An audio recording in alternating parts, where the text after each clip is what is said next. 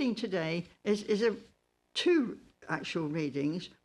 One is Exodus 4, 1 to 5, and the other one is Mark 6, 35 to 44. Exodus 4, 1 to 5. Moses answered, "What if they do not believe me or listen to me and say, 'The Lord did not appear to you'?" Then the Lord said to him, "What is that in your hand?" "A staff," he replied. The Lord said, "Throw it onto the ground." Moses threw it onto the ground, and it became a snake, and he ran from it. Then the Lord said to him, "Reach out your hand and take it by the tail." So Moses reached out and took hold of the snake, and it turned back into the staff in his hand. "This," said the Lord, "is so that they may believe that the Lord, the God of their father, the God of Abraham, the God of Isaac, and the God of Jacob, has appeared to you." And now Mark 6, 35 to 44.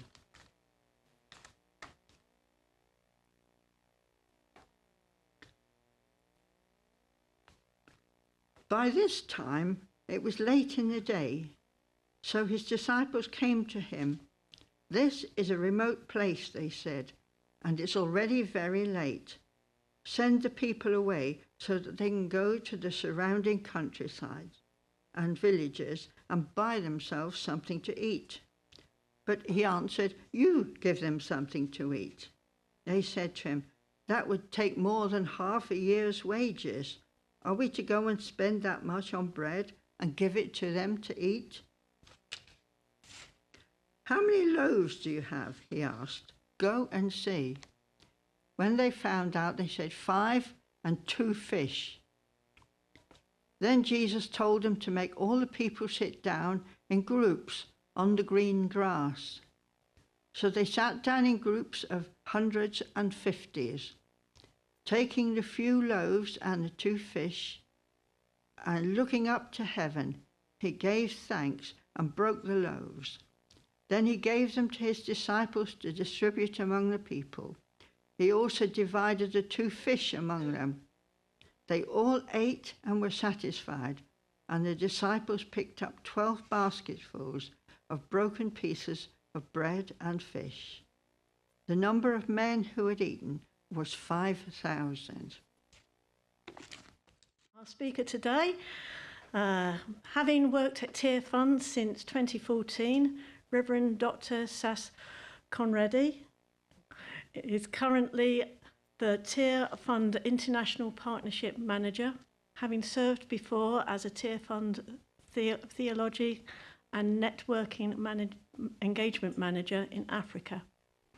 He is also the coordinator of the Global Generosity Network, an initiative of the World Evangelical Alliance to inspire stewardship, generosity, and giving in the global church. Having been a missionary in Crimea, Sas had been involved in different international missions and Christian relief and development organisations and networks for the past 35 years. You don't look old enough. Sas is an ordained minister of the Dutch Reformed Church, Pretoria Oosterloo congregation in South Africa. Sas holds a Doctor of Divinity from the University of Petra and contributes a number of articles and chapters to publications.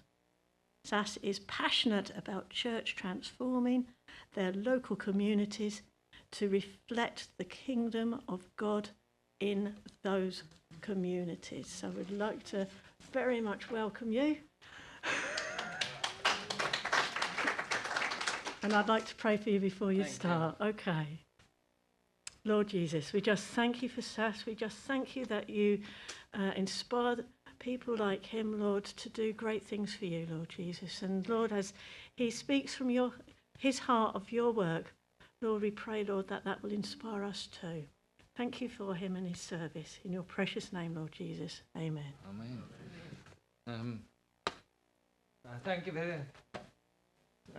Thank you very much for the welcome. I really appreciate it, although not the introduction about me.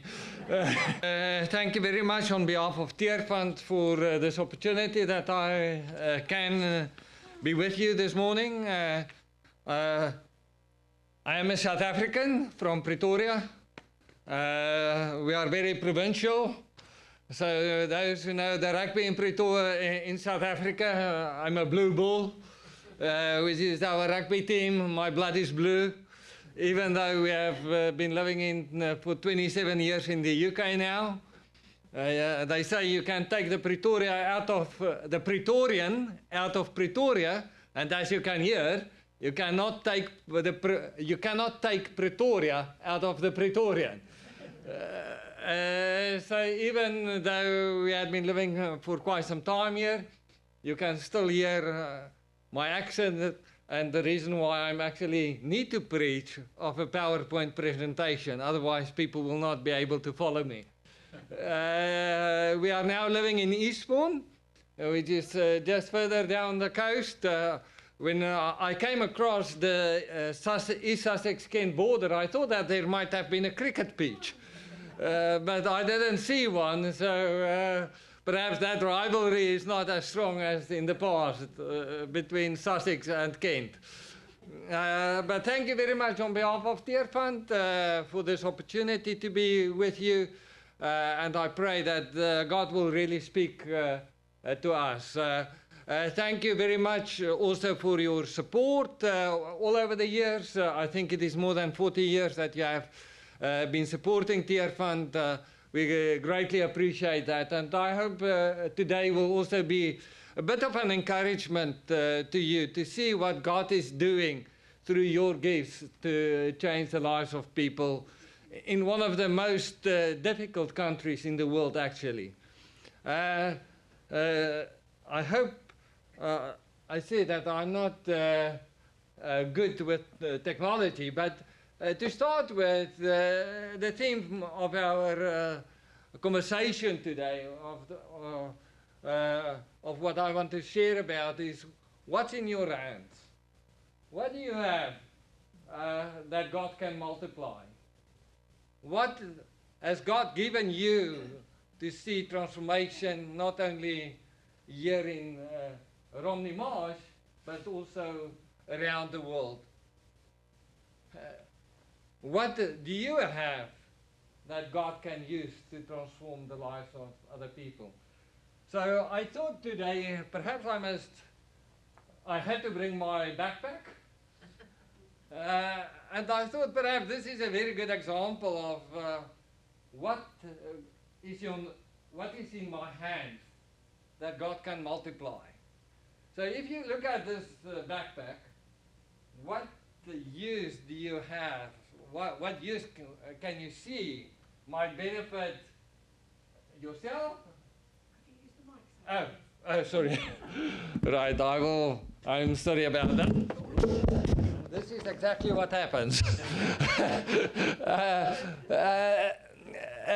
So if you see this backpack, what do you think? How can you use this? How can God use it to improve your own life and those of the people around you? Any ideas? To carry things inside, yes. So I brought my laptop and a few resources today, leaflets, with me. Without that, it would have been quite a challenge to bring, at least to unload things from the car. What else? Water bottle, yes, I can carry a water bottle with me. So the other day I helped a friend of mine run a 100-mile run across the South Downs, and I carried this bag with me with my water bottle. And without that water bottle, I would have had to, I've been struggling. Anything else? Carry food in it, yes. How can we save money when we carry food in this?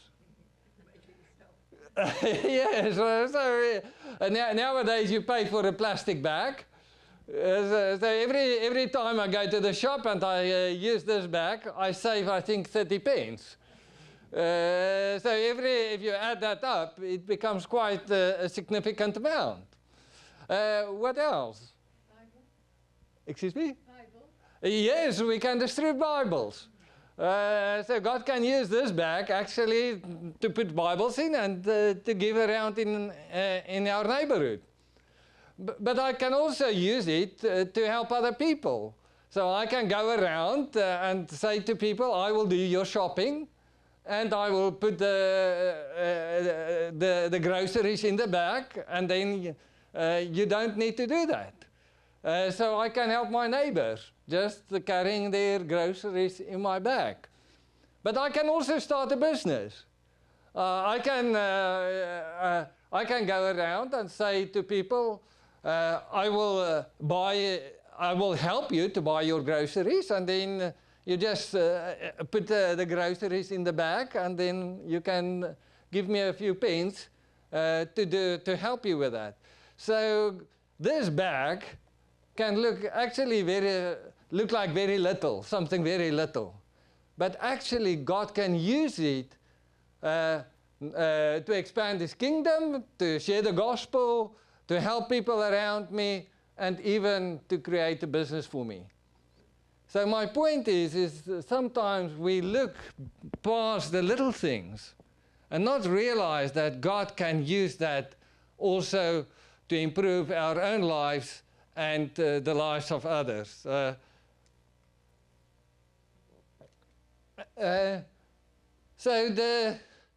And this is what we see in Tearfund as well. How God can use those often forgotten things that people have in His kingdom, and also to respond to poverty, extreme poverty in communities around the world. As you might know, there are over 800 million people in the world living in extreme poverty today. Tearfund had been working amongst those people for more than 50 years. Actually, those who might not know this, Tearfund started in response in 1968 in response to the Biafra War in Nigeria, when Christians in the UK started giving to these people to respond to the refugees and to help them. And through that, Tearfund started working amongst some of the most impoverished communities in the world, those affected by war, by climate change is becoming a serious issue, people in areas of conflict. So amongst those 800 people, to see God transforming the lives of people to help them also thrive. What is significant about Tearfund and unique about Tearfund is that we work with local churches to see that transformation, because we believe poverty is not the lack of things, but poverty is the result of 4 broken relationships with God, ourselves, others, and creation. If our relationship with God is restored, we get new hope. If our relationship with ourselves is being restored, we realize that God has given us resources to meet our own needs. And when our relationships with others are restored, then we live in peace, and where peace is, it is also poverty is being reduced. The same then our relationship with the environment. Where there is, well, you could have experienced the heat and the drought that we have now. Just think in places where there is nearly continuous drought. In some places, I think I've heard in the Horn of Africa, the drought is, and the heat is becoming so severe that even the camels are dying. So how can we improve our relationship with the environment so that we can live in an environment that also cares for us? One of these countries where Teerfund is working is South Sudan. Anybody, apart from these facts, anybody know where South Sudan is? Anybody knowing something about South Sudan?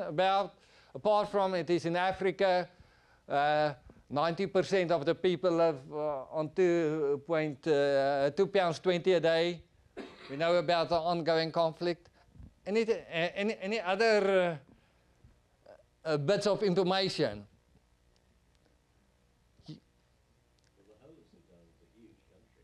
Yes, it's a huge country. What is the life expectancy?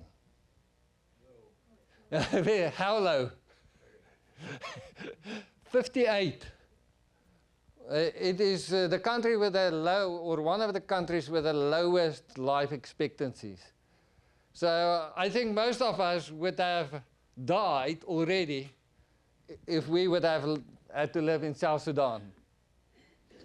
It is the country, apart from Somalia, with the greatest hunger. Only Somalia in the world the people in Somalia experience greater hunger than South Sudan. And the reason is because the war situation, ongoing war, but also if you read about the impact of climate change, of flooding, etc., areas of that had been cultivated, people now need to fish because there is just a big lake. And it is in this country where Mary lives.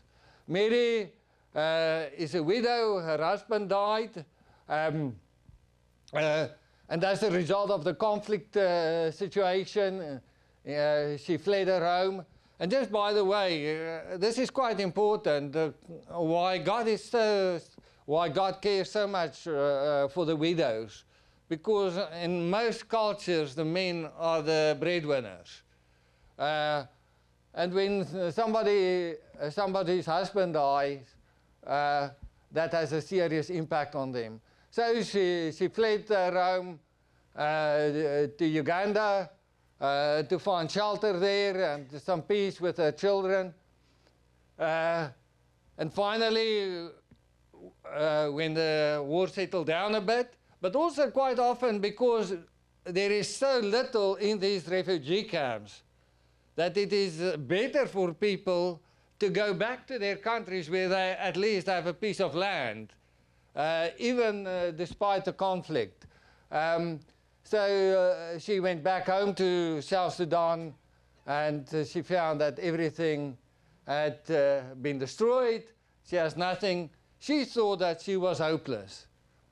But she got connected with a local church, and through Teerfund's program that we call Transforming Communities program, she got involved in a small group that helped her to understand that God has given her resources as well to improve her own life.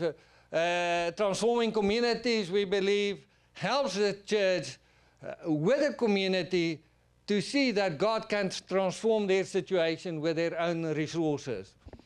So this helped Mary to discover that God has blessed her with resources that she can use to improve her own life, and that God can use it to multiply it. You will see later in her story that was only coconut and palm leaves. These were the only resources that she had.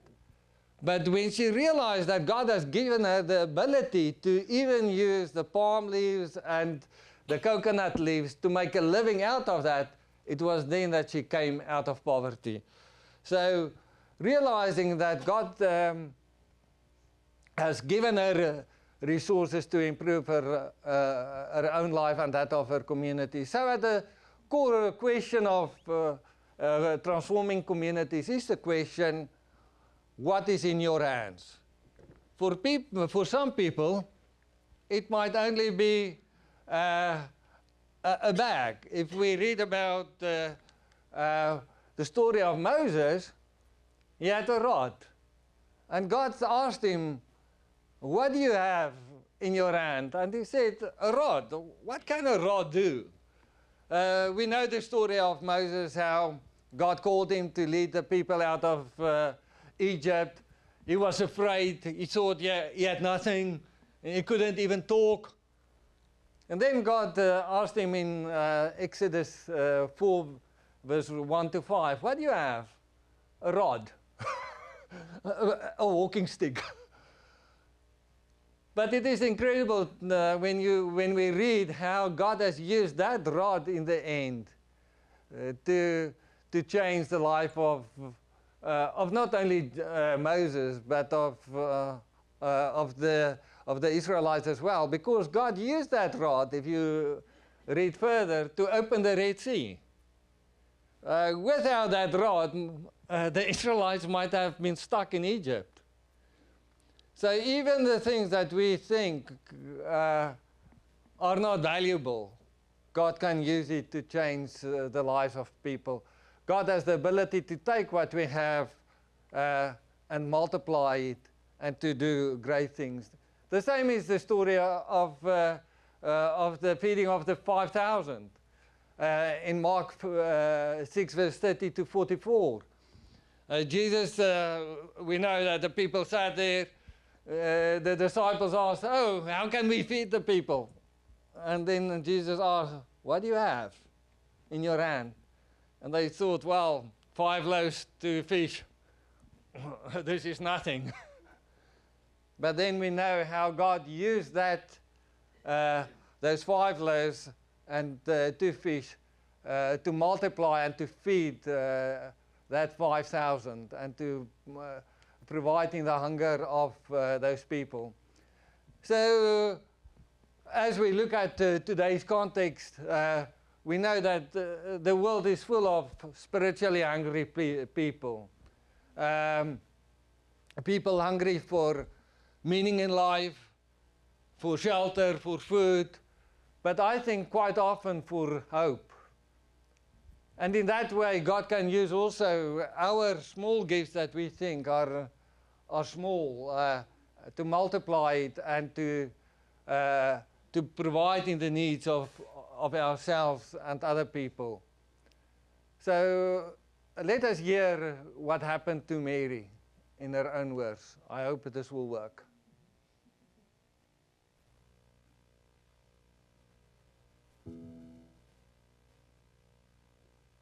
Hikaren lo Mary ruba jansuk.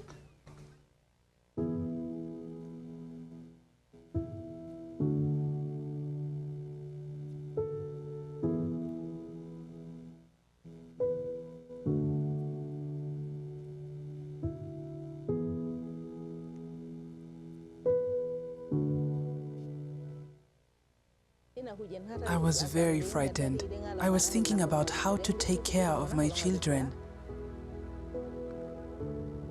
I felt that great fear. When I arrived back home, everything was destroyed. I found all my huts had been burned down.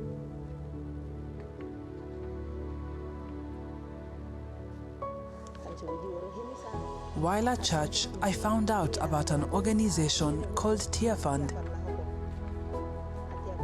that taught us about growth and development in this difficult time.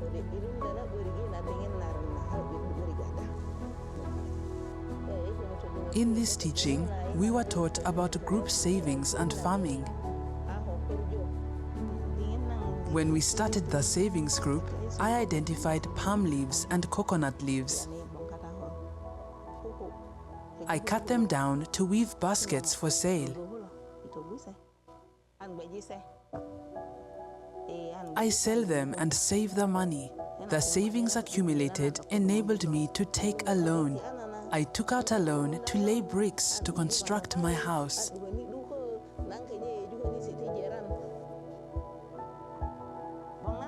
I was able to pay my children's school fees.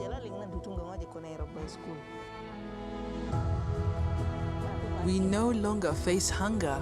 In the past, I had a lot of thoughts about who would support me. But now I realize I can work for myself. this training could help many more people in the community, not just me.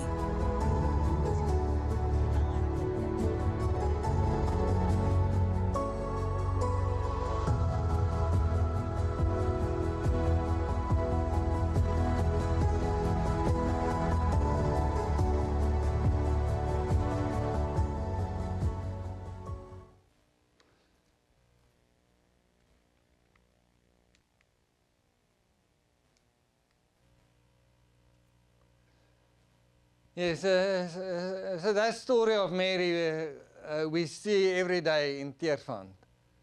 How through churches people study the Bible.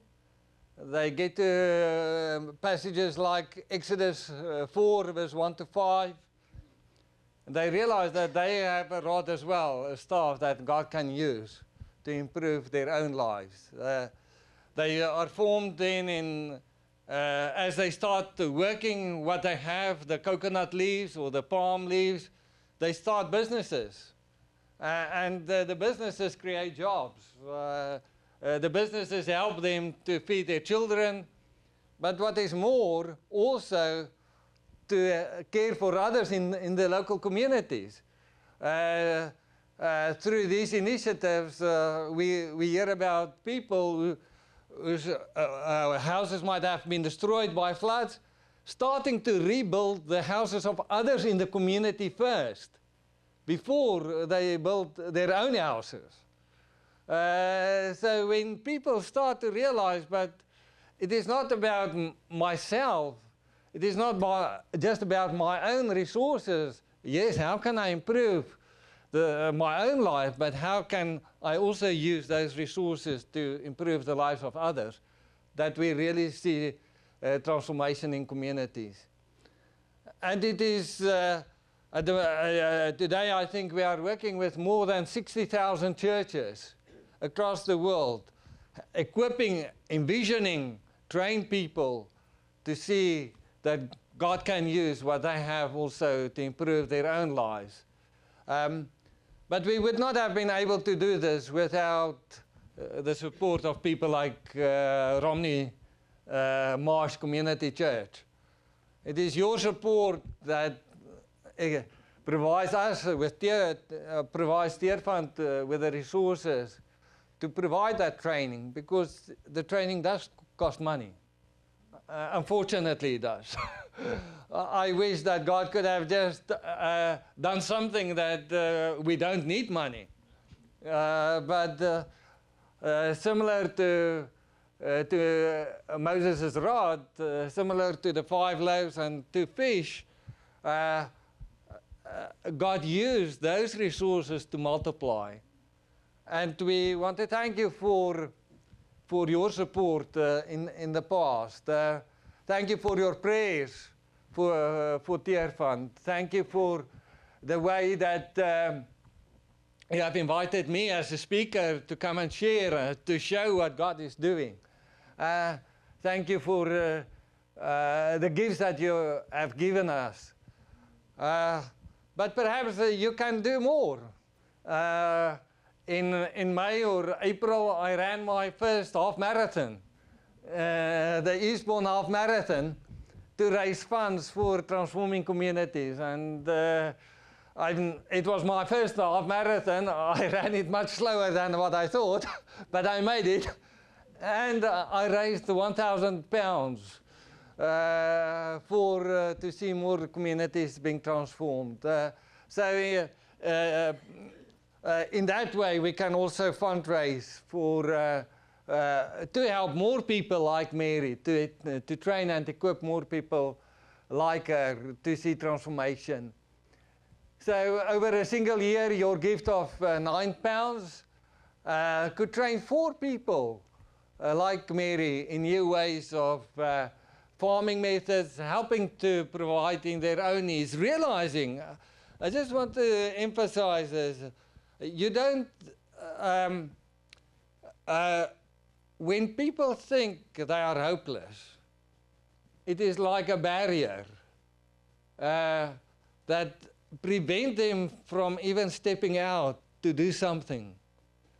But as we see as God opens the eyes of those people through the Transforming Communities program, they realize that God has given me a hope. Despite my situation, I'm still alive, and I can still do something with my hands, and providing my own family and those of others. So I want to start closing and ask you, what is in your hand to beat extreme poverty globally? Yes, from Romney Marsh, you can play a role in changing the lives of people in South Sudan. It might sound very far away, but God can use your £9 a month to change the life of Mary, somebody like Mary. So our request to you and to the church, thank you very much for those who are supporting Tearfund already, but those who might not do that yet, please consider also just to give £9 a month, which is not much. It's less than a meal, less than a hamburger at a pub, I think nowadays. Just £9 a month can change the lives of poor people like Mary. I have leaflets there at the back. Please consider completing it and return it to me so that we can see more people like Mary being transformed, and hopefully in this way increase that life expectancy rate in South Sudan to the glory of God. Thank you very much.